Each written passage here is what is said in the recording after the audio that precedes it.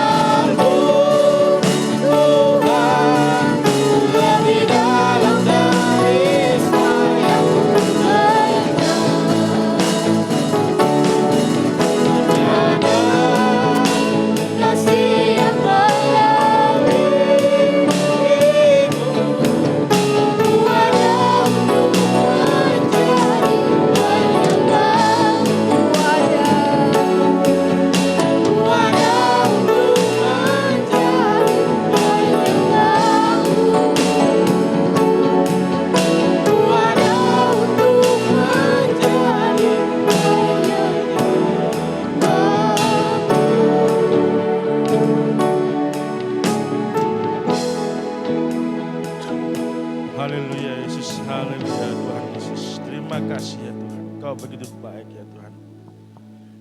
Di dalam segala kebaikan Kau, pertolongan Kau sangat begitu luar biasa dalam kehidupan kami. Sehingga kami selalu mengucap syukur dan selalu memuji dan memuliakan nama-Mu ya Tuhan. Dimanapun kita berada, di situ Engkau selalu berada Tuhan Yesus Kristus.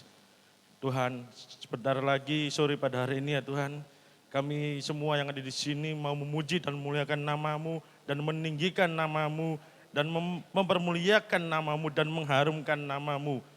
Sehingga pada sore hari ini ya Tuhan, sebenarnya kami akan melakukan ibadah ini kiranya tutup bungkus dengan kuasa darah-Mu ya Yesus. Sehingga kuasa-kuasa kegelapan, roh-roh jahat yang mengganggu kami usir di dalam nama Tuhan Yesus Kristus. Sehingga ibadah pada sore hari ini bisa berjalan dengan baik dari awal, pertengahan hingga pada akhirnya Tuhan. Terima kasih ya Tuhan Yesus, terima kasih ya Bapak. Semuanya kuserahkan ke dalam tangan kuasa-Mu. Semuanya kuserahkan hanya di dalam nama Tuhan Yesus Kristus kami sudah berdoa dan mengucap syukur. Haleluya. Amin. Untuk firman Tuhan pada saat ini diambil daripada Roma 8 ayat yang ke-28. Demikian firman Tuhan. Kita tahu sekarang bahwa Allah turut bekerja dalam segala sesuatu untuk mendatangkan kebaikan bagi mereka yang mengasihi Dia, yaitu bagi mereka yang terpanggil sesuai dengan rencana Allah. Amin. Amin. Tetap bangkit berdiri. Kita mau terima sukacita yang daripada surga. Haleluya. Berikan sorak-sorai bagi Tuhan.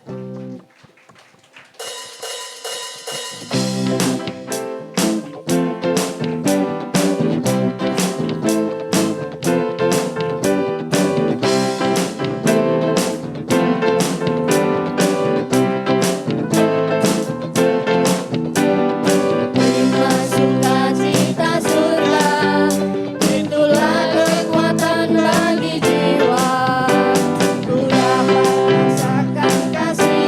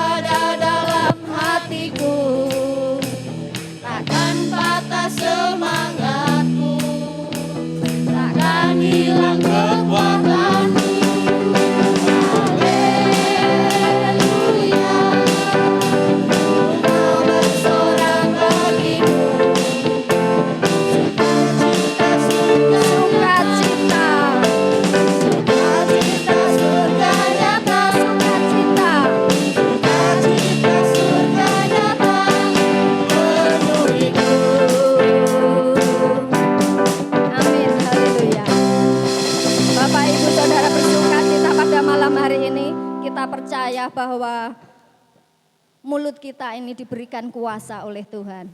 Kita mau pujikan, ku diberi kuasa, haleluya.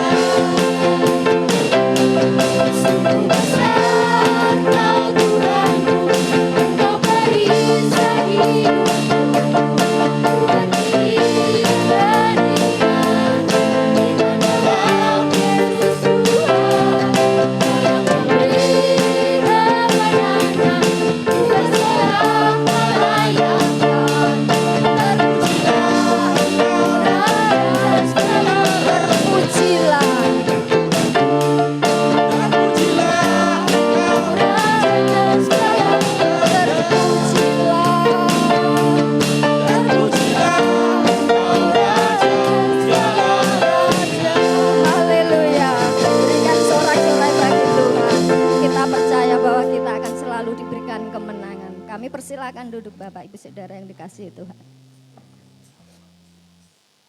Sambil menunggu kami buka ruang kesaksian, kita akan memuji Tuhan selalu. Karena hanya Tuhan Allah kita, Allah yang layak dipuji. Saat Paulus dan Silas di dalam penjara, dia meruntuhkannya hanya dengan memuji Tuhan. Saat tembok Yeriko diruntuhkan, bangsa Israel memuji nama Tuhan. Kita akan pujikan lebih sungguh lagi, memuji Tuhan selalu. Haleluya. Puji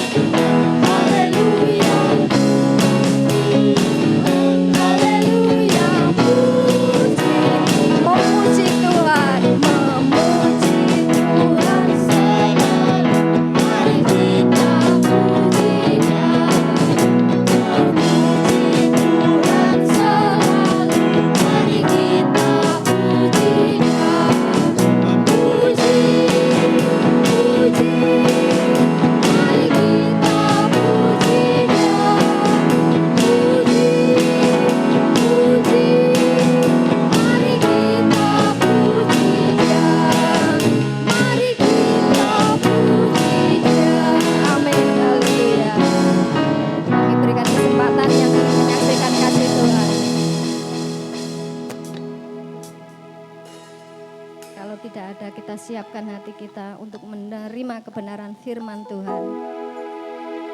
Haleluya. Terima kasih Tuhan.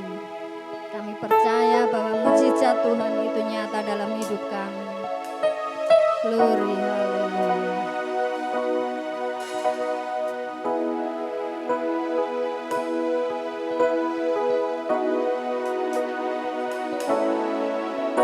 Tak sekalipun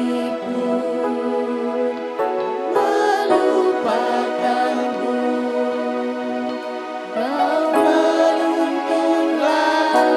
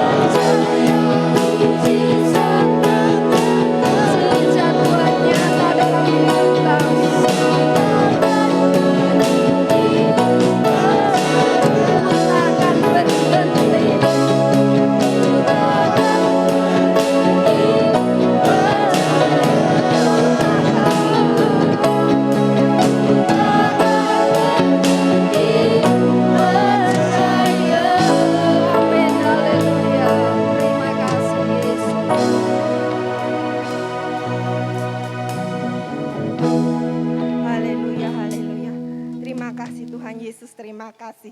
Kami percaya mujizat pasti terjadi. Kami tidak menyerah sebab kami punya Allah yang besar. Allah di atas segala Allah, Tuhan kami Yesus Kristus. Terima kasih Tuhan, Kau penuhi kami, Kau urapi kami, Kau jamah kami Tuhan. Tuhan, sebentar kami mau mendengarkan firman-Mu. Kiranya berkati Bapak Gembala yang akan menyampaikan firman-Mu. Urapi, lindungi, jauhkan dari segala yang jahat. Biarlah Tuhan kami menjadi pelaku-pelaku firman-Mu, bukan hanya mendengar.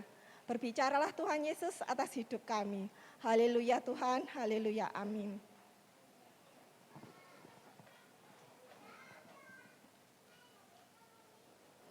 Puji nama Tuhan, selamat sore Bapak Ibu, ada haleluya. Senang sekali saya berjumpa lagi dengan Bapak Ibu di tempat ini. Hari ini kita akan sedikit rehat, kalau kemarin materi-materi yang saya sampaikan itu cukup keras. Ini saya kasih penghiburan, yaitu judulnya Menang Atas Kekhawatiran. Katakan menang. Semua orang pasti pengen menang, amin. Coba kita baca di dalam 1 Petrus 5 ayat yang ke-7. Mari kita semua bangkit berdiri. 1 Petrus 5 ayat yang ke-7. Kita akan bacakan ayat ini dengan semangat. 1 Petrus 5 ayat yang ke-7. Kalau sudah dapat katakan haleluya. 1, 2, 3. Serahkanlah segala kekhawatiranmu kepadanya, sebab ia yang akan memelihara kamu. Puji nama Tuhan, silakan duduk. Bapak Ibu, kalau mau tahu ayat ini, jadi mungkin ayat ini tidak berdiri sendiri, tetapi ayat ini punya latar belakangnya.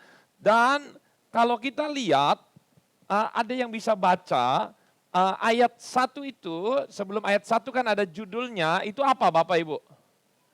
Gembalakanlah, nah kawanan domba ya, jadi ini masih ada hubungannya dengan materi kita tentang gembala dan domba. Tetapi ayat 1 sampai ayat 4 ini bicara mengenai bagaimana menjadi gembala yang baik.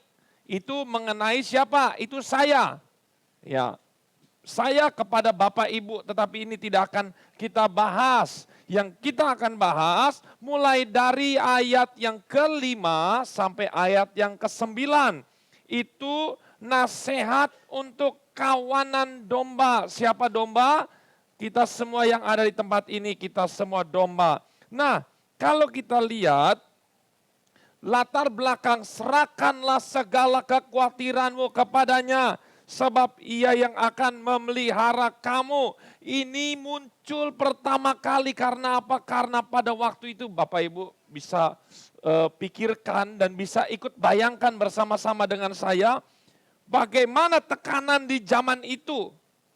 Sekarang kan orang Kristen ada berapa ratus juta atau berapa miliar. Semualah pokoknya nggak peduli. Katolik, Protestan, ada berapa kira-kira? 50 juta seluruh dunia? Ada berapa kira-kira? 1 M? Lebih? Penduduk manusia ada berapa? Sekitar 8-an ya. Kalau nggak salah 2 miliar. Benar nggak? Coba dilihat di Mbah Google.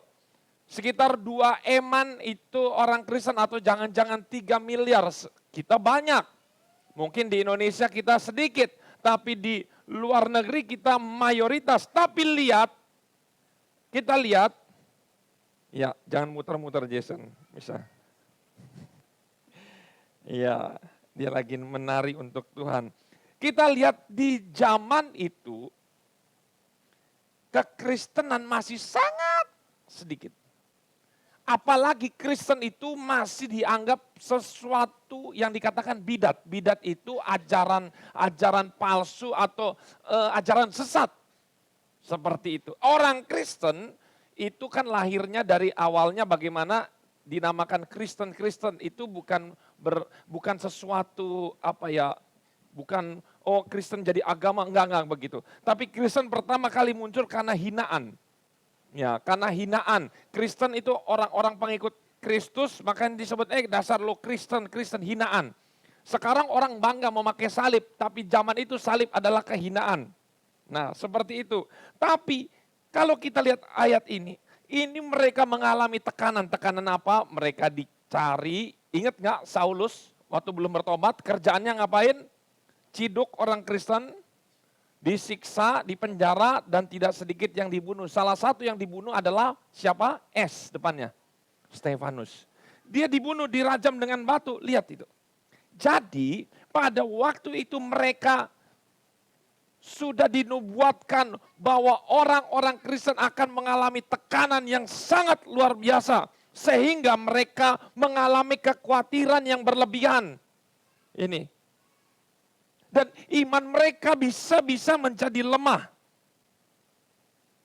Nah, kalau kita lihat ini, kira-kira masih relevan nggak sama kita sekarang? Tekanannya, masalahnya. Apakah di sini ada yang merasa terancam menjadi orang Kristen? Kemudian kalau ketahuan dikejar-kejar dibunuh? Tentu tidak ya. Tetapi apa yang terjadi di dalam lingkungan kita? Kira-kira bagaimana? Ketika tahu Kristen, kita Kristen berbeda sendiri dengan mereka yang bukan Kristen, maka kira-kira ada juga tekanan-tekanan yang terjadi. Mungkin ada beberapa yang cerita bahkan nggak mau disapa, bahkan lewat jalannya aja nggak boleh.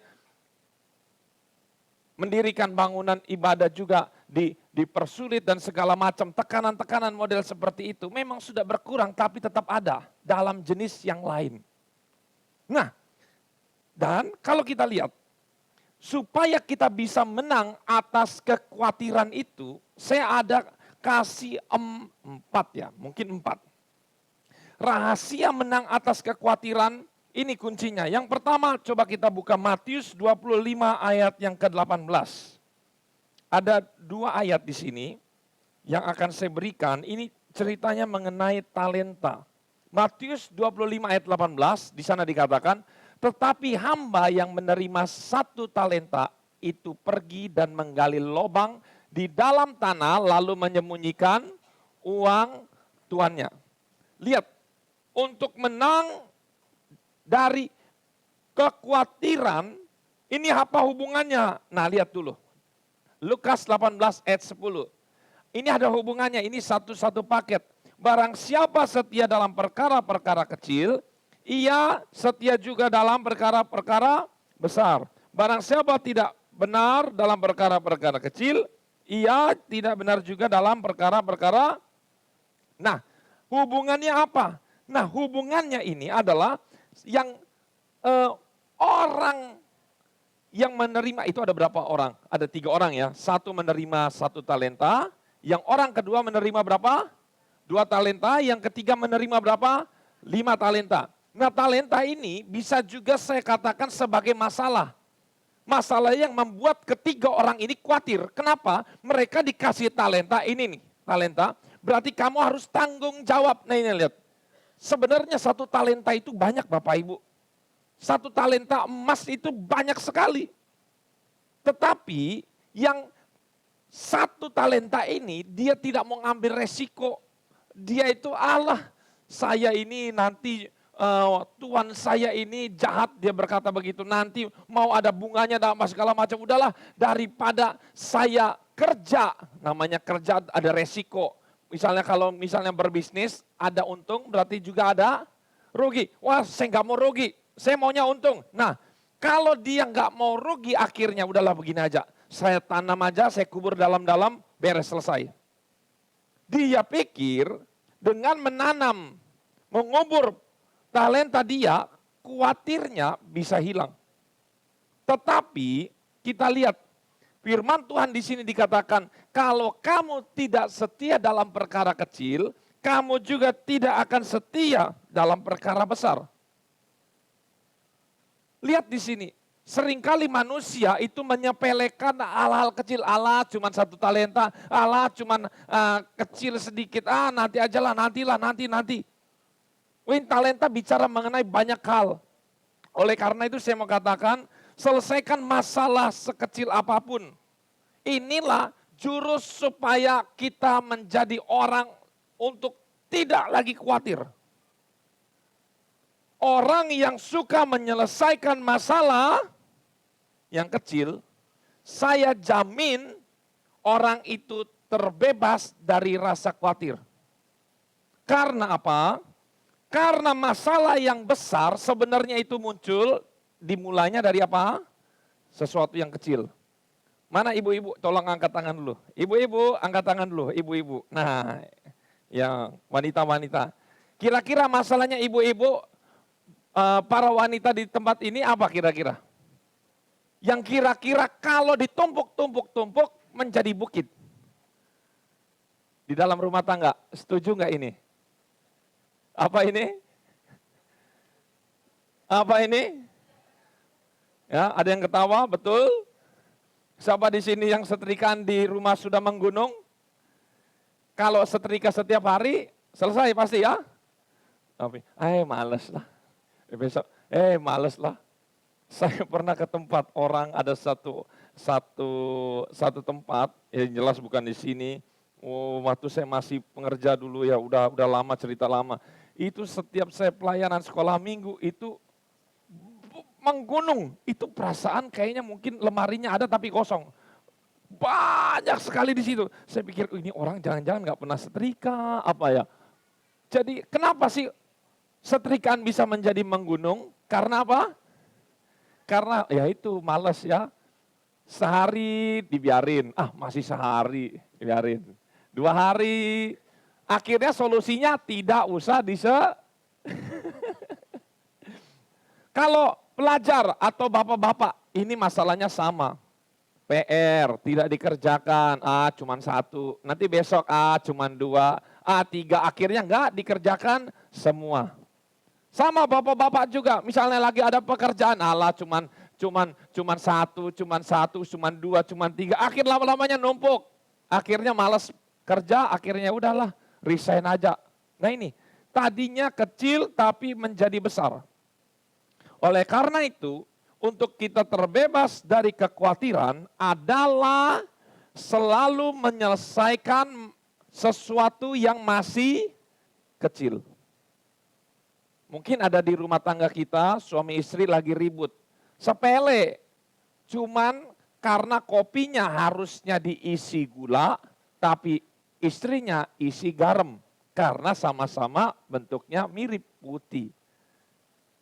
Tapi karena mungkin istrinya itu malas menyelesaikannya, suaminya juga malas karena dia sudah capek, akhirnya saling memendam. 1 tahun kemudian, karena ada masalah apa gitu, pokoknya ini selalu menumpuk. Ketika 1 tahun kemudian ada masalah yang kecil aja, itu tiba-tiba muncul, yang 1 tahun lalu muncul, 1, 2, 3, 4 muncul, meledak. Karena tidak selesai. Coba minta ada minum, bisa saya ilustrasikan. Bapak Ibu perhatikan ini baik-baik. Kemarin saya juga ilustrasikan ini. Ada pasir. Ya, jadi saya kasih pasir ya, ini enggak beneran, saya kasih pasir di sini, masuk. Saya kocok-kocok, keruh enggak? Kemudian saya diamkan 1 jam, bening ya. Selama 10 tahun saya diamkan, masih bening ya. Saya kocok lagi setelah 10 tahun, kotor. Tuh lihat. Seringkali kita di dalam rumah tangga, Bapak Ibu, ketika ribut, udahlah, ngalah, udah diem. Diem sih diem. Tapi nggak ada memaafkan. Akibatnya 1, 2, 3, 4, 5. Setelah 2-3 tahun itu terulang kembali, keruh lagi tuh. Akhirnya yang lama keluar kembali.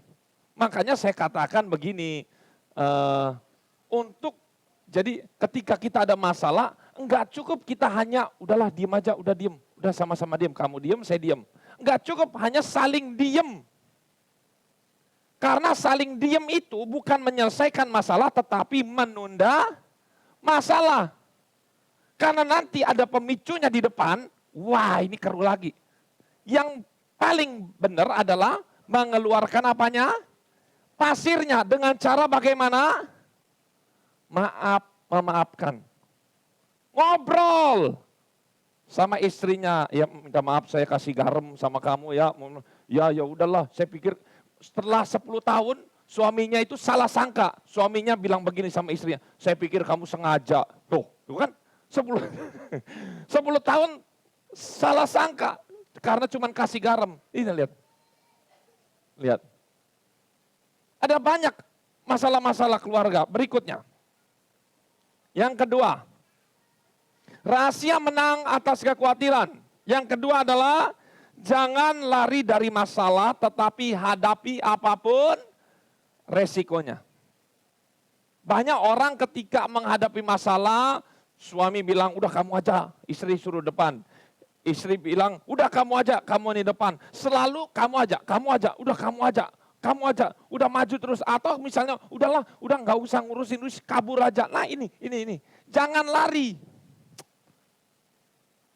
Karena kalau kita lari, khawatir itu dalam hati itu nggak bakal hilang. Agak tenang sedikit, tapi saya jamin tidak akan hilang. Makanya saya katakan, lebih baik ketika orang tersebut mengaku salah, ketika dia bersalah dia mengaku, saya bersalah daripada menyembunyikan kesalahan yang akan mengakibatkan apa? Bom waktu. Ini akan jadi bom waktu nih. Kalau orang lari dari masalah.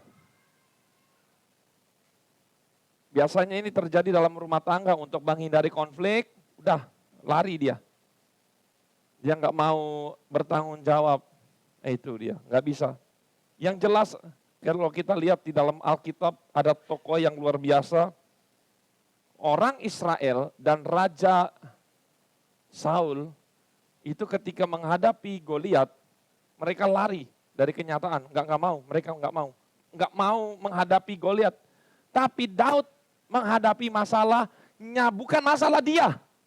Daud itu adalah seorang masih remaja yang mengembalakan domba.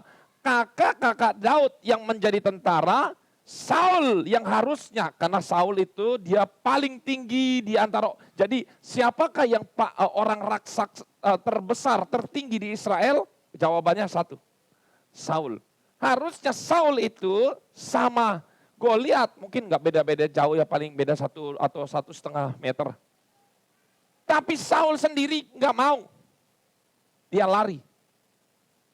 Yang paling menurut saya nggak masuk akal, masa seorang raja membiarkan rakyatnya untuk bertempur sendirian. Masih mending prajurit, ini bukan prajurit. Masih anak remaja suruh bertempur. Orang dewasa manapun nggak akan setuju dengan situasinya seperti ini. Mungkin Saul berkata, oh saya kasihan sama Daud, nih kasih baju perang. Ya baju perangnya itu kan berat banget. Justru dia semakin nggak bisa bergerak. Tetapi lihat, Daud menghadapi masalahnya orang lain, bukan masalahnya diri sendiri. Maka dia mendapatkan kemenangan. Sedangkan Saul, dia akhirnya mati bunuh diri. Ya karena dia suka menghindar. Berikutnya, rahasia menang atas kekhawatiran adalah Roma 12 ayat yang ketiga. Kita baca ayat ini bersama-sama 1, 2, 3. Janganlah kamu memikirkan hal-hal yang lebih tinggi daripada yang patut kamu pikirkan. Tetapi hendaklah kamu berpikir begitu rupa, sehingga kamu menguasai diri menurut ukuran iman. Terus, nah yang ketiga adalah pikirkan setiap masalah itu hanya secukupnya aja. Nggak usah terlalu lebay, nggak usah terlalu berlebihan. Contohnya nih, misalnya suami misalnya pulang harusnya jam 6 sore udah pulang. Istrinya kok jam 7 belum pulang-pulang, setengah 8 belum pulang-pulang, ditelepon mati. Wah ini langsung mikirannya nih. Apa pikirannya ibu-ibu? Jangan-jangan nongkrong di mana. Oh jam 9 belum pulang, beda lagi. Tadinya nongkrong sama teman-temannya jam 9 belum pulang, mikirnya gimana kalau udah jam 9? Ini larinya kemana? Kalau udah jam 12 gak pulang, mikirnya lebih lagi. Jangan-jangan, jangan-jangan digondol wewe gombel. Nah, akhirnya ribut tuh. Begitu pulang, suaminya udah capek, belum ditanyain langsung. Bayangin, belum ada napas, harus duduk lega, langsung dimarahin. Ternyata suaminya itu kehujanan. Kehujanan, bannya bocor. Karena kehujanan, lupa bawa jas hujan, akhirnya handphonenya juga kerendam. Bayangin dia jalan, semua warung-warung tutup semua, nggak tahu lagi ada kesambet apa. Semua warung se-Sidoarjo, warung apa itu, tambal ban itu tutup semua. Dia dorong sampai 5 kilometer ke rumahnya. Udah capek-capek ke rumahnya, bukannya dibikinin teh, malah dimarahin. Nah ini dia. Karena apa? Terlalu memikirkan yang berlebihan. Ingat, manusia itu selalu cenderung gampang sekali memikirkan hal-hal negatif daripada hal-hal positif. Iya apa iya? Kalau memikirkan negatif, ngomongin orang, jelekin orang, paling gampang enggak? Tapi kalau memuji orang, paling susah. Betul ya? Makanya saya katakan, ini harus dikontrol. Pikirkan masalahmu secukupnya. Jangan kita berpikir, aduh nanti saya besok makan apa, saya sudah berhenti kerja, nanti saya udah nggak ada apa, nanti anak sekolah saya bagaimana, apa, wah segala macam. Belum aja menginjak besok, sudah mikirin ini, itu, apa, wah, akhirnya stres sendiri. Kalau stres akhirnya sakit, nggak bisa kerja nggak? Nggak bisa kerja, kalau nggak bisa kerja bisa dapat duit nggak? Enggak, ya sudah. Makanya firman Tuhan berkata, janganlah kamu khawatir. Karena kamu kuat, apakah karena kekhawatiranmu, kamu dapat menambahkan sehasta saja jalan hidupmu? Sehasta ya. Bisa nggak? Nggak bisa. Makanya kita hanya pikirkan secukupnya. Katakan cukup. Kalau mikir itu mikir yang cukup aja dulu.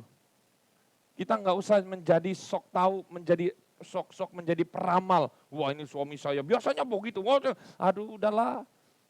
Mending kita pikirkan yang baik-baik. Yang terakhir, ada 5. Yang keempat, rahasia menang atas kekhawatiran adalah, nah ini dia. Ada ayatnya ini. Jika Tuhan ada di pihak kita, siapa yang menjadi lawan kita? Orang akan terbebas dari rasa khawatir kalau punya satu. Dia punya koneksi. Saya contohkan ya. Siapa di sini yang pernah bekerja tanpa orang lain? Enggak ada. Misalnya dia bekerja tanpa bantuan dari teman, dari siapa? Enggak ada. Atau siapa di sini yang pernah bekerja karena ada teman yang bantuin masuk? Tuh, ada. Ada ya? Oh, banyak. Saya mau katakan begini. Pernah saya ngomong sama anak-anak muda, IP setinggi apapun masih bisa dikalahkan dengan koneksi. Kalau kerja di perusahaan, udah ngelamar IP-nya 3,5, 3,8, kok nggak dipanggil-panggil? Yang IP-nya misalnya 32, 33, begitu, bahkan IP-nya di bawah 3, kok gampang dipanggil? Karena ini koneksi. Ada teman yang bisa menyelamatkan. Koneksi kita yang membantu menghapuskan setiap kekhawatiran kita adalah Tuhan Yesus. Amin. Makanya Tuhan berkata, jika Tuhan ada di pihak kita, siapa yang jadi lawan kita? Enggak ada. Masalahnya, apakah Tuhan hari ini ada di pihak kita? Amin. Ada? Karena waktu Yosua bertemu dengan panglima bala tentara Tuhan, dia berkata, siapa kamu? Siapa kamu? Panglima ini enggak menjawab, saya panglima Tuhan, saya ada di pihakmu. Enggak berkata begitu. Coba kalau kita lihat ayatnya dulu. Ya.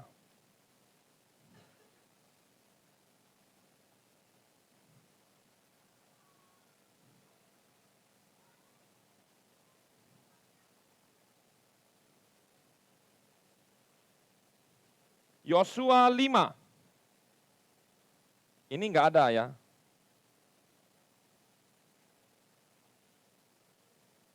Yosua 5 ayat yang ke-13. Saya akan bacakan.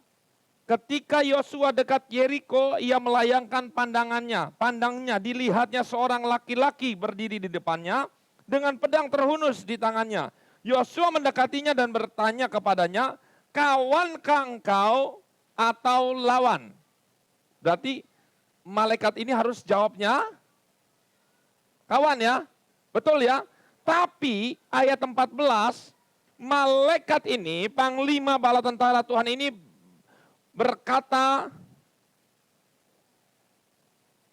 tanggalkanlah kasutmu dari kakimu, sebab tempat engkau berdiri ini kudus. Tuh lihat. Dia nggak jawab kawan ataupun lawan. Tapi dia menjawab, tanggalkan kasut dari kakimu, sebab tempat engkau berdiri itu kudus. Artinya apa? Jangan berpikir kalau kita ini orang Kristen, pasti Tuhan ada di pihak kita. Tuhan tidak pernah berpihak kepada orang Kristen, tetap yang KTP-nya Kristen, tapi Tuhan berpihak kepada orang-orang yang berpegang kepada kebenaran. Jadi mungkin kita berpikir, kenapa Tuhan gak tolong saya? Nah, ini pertanyaan klasik banget. Jangan-jangan Tuhan memang tidak ada di pihak kita karena kita sudah melakukan kesalahan. Oleh karena itu, yakinkan diri kita berkata Tuhan ada di pihak kita. Itu kita harus yakinkan bahwa diri kita itu selalu ada pengampunan setiap hari. Makanya kita selalu berdoa, Tuhan ampunilah dosa saya, ampunilah dosa saya. Supaya Tuhan terus ada di pihak kita. Berikutnya yang kelima. Nah, yang kelima. Rahasia menang atas kekhawatiran adalah 1 Petrus 5 ayat yang ke-7 tadi. Di sana dikatakan, serahkanlah segala kekhawatiranmu kepadanya, sebab ia yang akan melihara kamu. Artinya apa? Kita itu serahkan. Misalnya saya punya benda, saya pegang, kemudian serahkan berarti kita memberinya, kemudian kita lepas. Lihat ini, ilustrasi ini. Tas yang besar ini dilepas, ditinggalkan.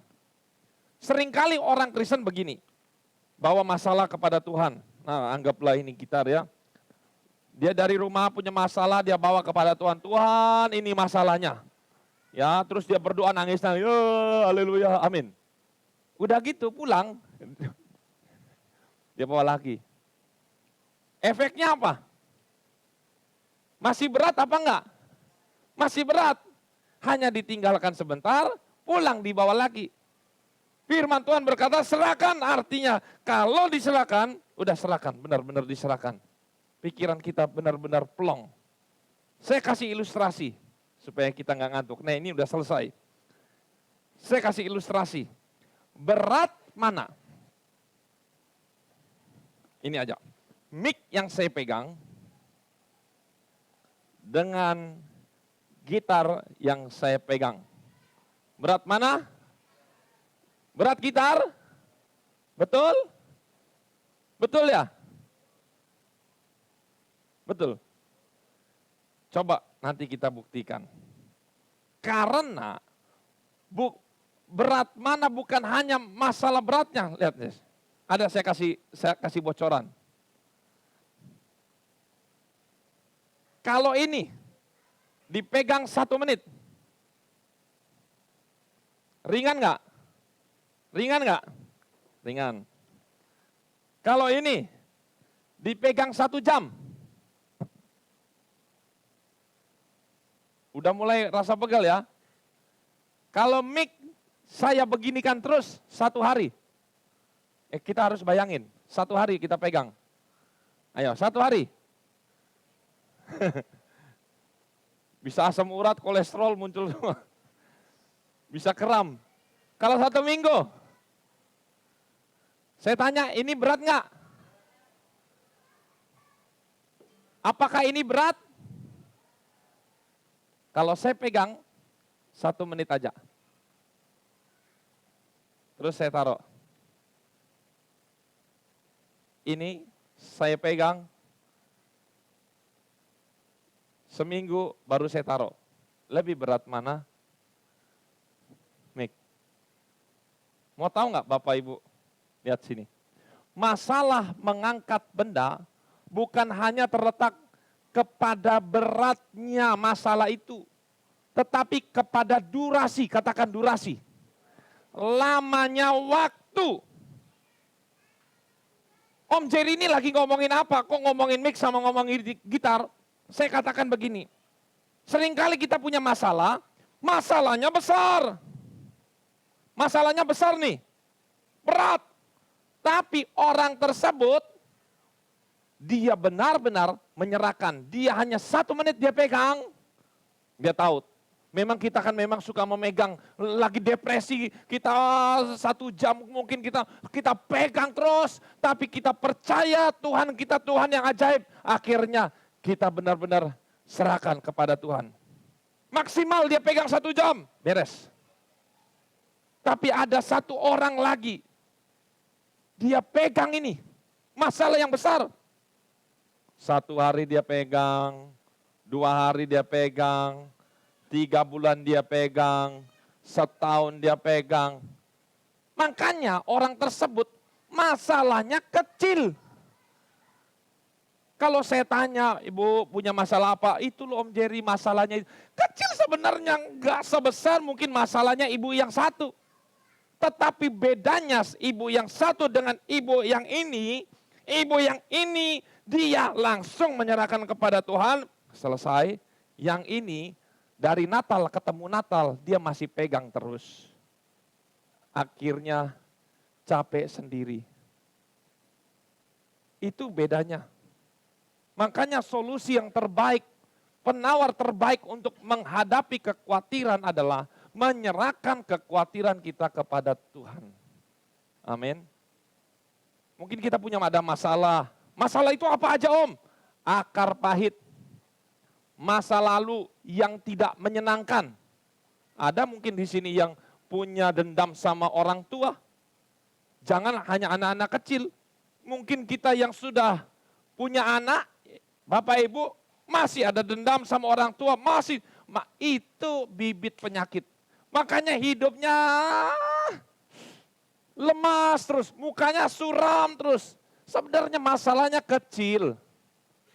Seperti Mik. Tapi dia suka bawa kemana-mana. Oleh karena itu, ini lihat. Saya mau kasih tahu. Pilihan ada di tangan kita. Mau serahkan masalah kita kepada Tuhan, atau kita tetap bawa pulang dan kita rawat. Bahkan masalah itu kita beri makan, disuapin, kasih minum. Tadinya hanya sebesar Mik, 1 tahun dia berubah menjadi besar. Karena masalahnya dia suapin terus, dipelihara terus. Senang hidup dalam dendam, senang hidup dalam akar pahit.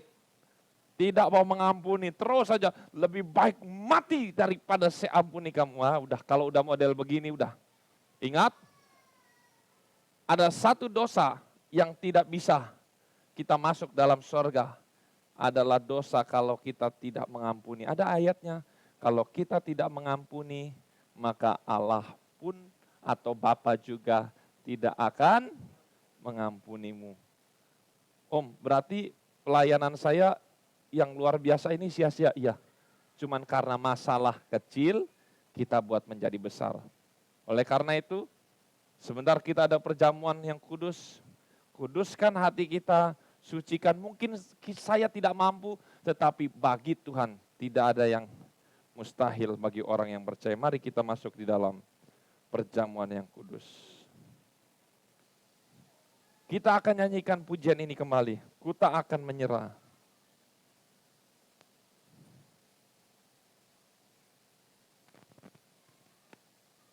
Bisa mungkin singer ikut.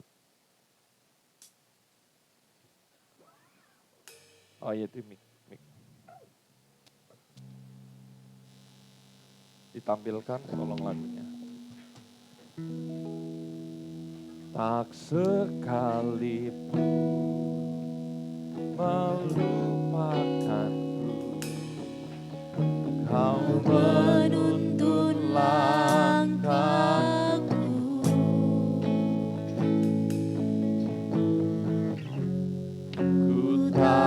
pernah sendiri. Kau tak tinggalkanku, tak sekalipun melupakanku. Kau menuntun langkahku.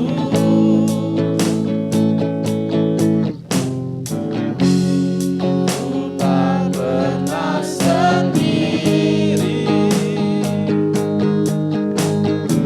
Mari kita semua bangkit berdiri. Tinggalkanku, katakan, aku akan pernah menyerah sampai ku lihat kau bekerja. Ku percaya mujizat kan nyata. Ku takkan berhenti percaya. Dari awal, tak sekalipun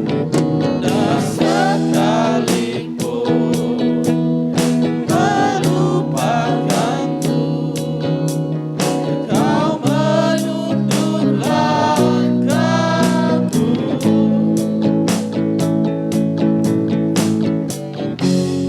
Ku tak pernah sendiri. Kau meninggalkanku. Ku akan pernah menyerah sampai mujizat kau bekerja. Ku percaya mujizat kan nyata. Ku takkan berhenti percaya.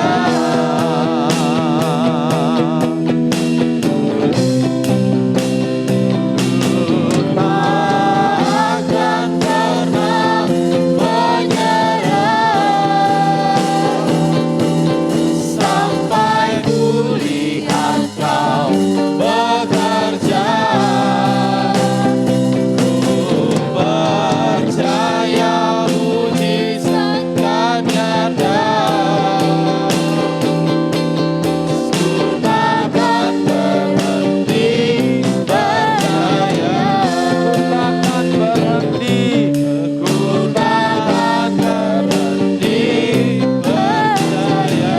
Ku takkan berhenti percaya. Ku takkan berhenti percaya. Mari kita siapkan hati kita untuk menerima perjamuan. Bapak Ibu, kembali ke tempat duduk masing-masing. Kita akan mengingat kematian Yesus di kayu salib. Untuk itulah kita mengadakan perjamuan yang kudus. Pelayan perjamuan kudus bisa maju ke depan. Darahnya